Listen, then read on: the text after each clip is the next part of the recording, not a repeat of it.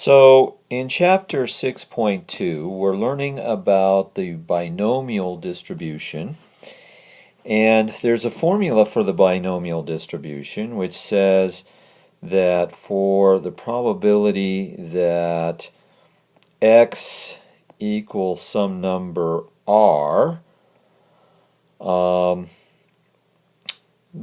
binomial probability is calculated by the number of ways of choosing r items out of n items, which is n factorial divided by r factorial times n minus r factorial times the probability of success raised to the r, that's the number of items that were successful, times the probability of failure, and that's raised to the n minus r, which is the number of failures. So in this particular problem, I have raindrops, of course. Your flight has been delayed. At the Denver International Airport, 81% of the recent flights have arrived on time. A sample of 12 flights is studied.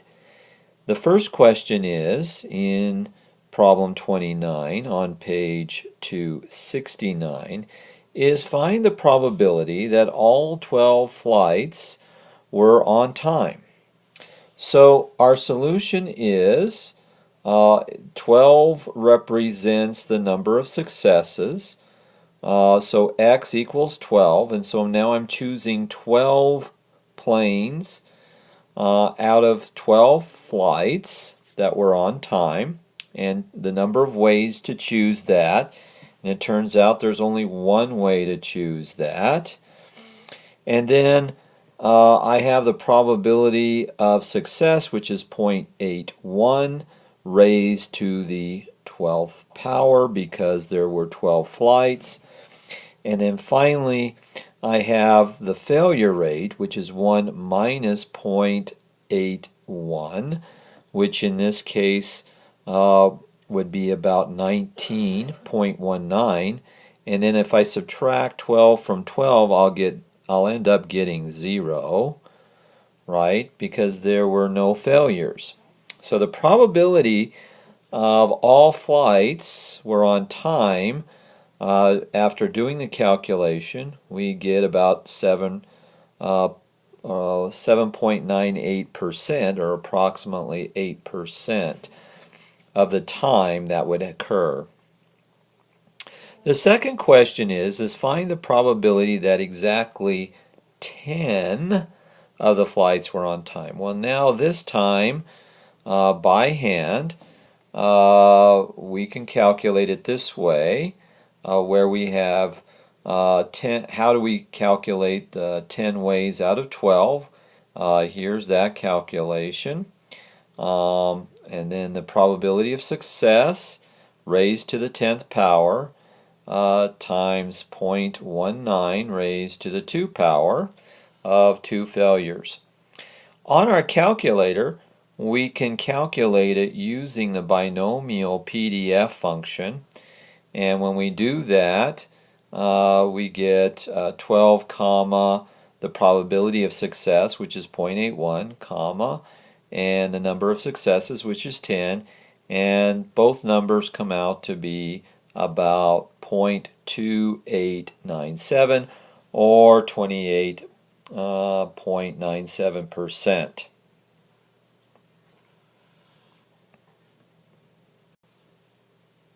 In the second problem, we're going to look at a different function in just a second under the binomial. So this is problem 34 on page 270, coronary bypass surgery. The Agency for Healthcare Research and Quality reported that 53% of the people who had coronary bypass surgery in a recent year were over the age of 65. 15 coronary bypass patients are sampled. What is the probability that exactly 9 of them are over the age of 65? Well, by the calculator, we can do the same thing as we did in the last problem. We can use the binomial PDF function under second vars, and on your 83 calculator, you have the second key, and you have the vars key, and you press those two buttons and you get options for the probability distributions, and you move your cursor down to where you have the binomial PDF. We're going to also talk about binomial CDF in just a second. So you hit the binomial PDF, you choose 15 because 15 is the number of patients in the sample. 0.53 is the probability of success that 65%, over 65% of the folks had a binary bypass. And then 9 is what's the probability that 9 are over 65, and we find out that probability is 0.178, or if we multiply it by percentage, it would be 17.8%. The second question, now we get into this thing called more than 10. So now we have this, the probability that x is greater than 10. We want to find that probability. Well, to do that, the first step is to find the complement, because that's how the binomial CDF works. It finds this probability, and so we put it in the calculator and we get 0.90797. And then, of course, since it's the complement, we have to say 1 minus that value is the actual value that the probability is greater than 10. So the probability of greater than 10 is the complement of the probability of x less than or equal to 10. So in this case, the probability that more than 10 are over the age of 65 in this sample getting a bypass surgery is only 9.2%. Question C is, would it be unusual if all of them were over the age of 65? And the answer is yes, because if we calculate the probability that all of them were 65 in this sample, we would just have 0.53 raised to the 15th power, which is very, very small. We would certainly want to show that. And then finally it says, what is the mean and standard deviation of people over 65 getting a coronary bypass surgery? Here we use the binomial mean value, which is just NP, 15 times 0.53. So on average, approximately 8 of these patients would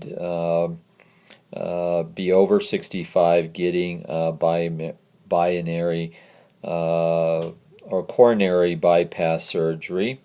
And then, of course, our standard deviation from the book is the square root of NP times 1 minus P. When we do that calculation, the standard deviation is 1.933. So the standard deviation is approximately 2 patients, plus or minus 2 patients from the mean.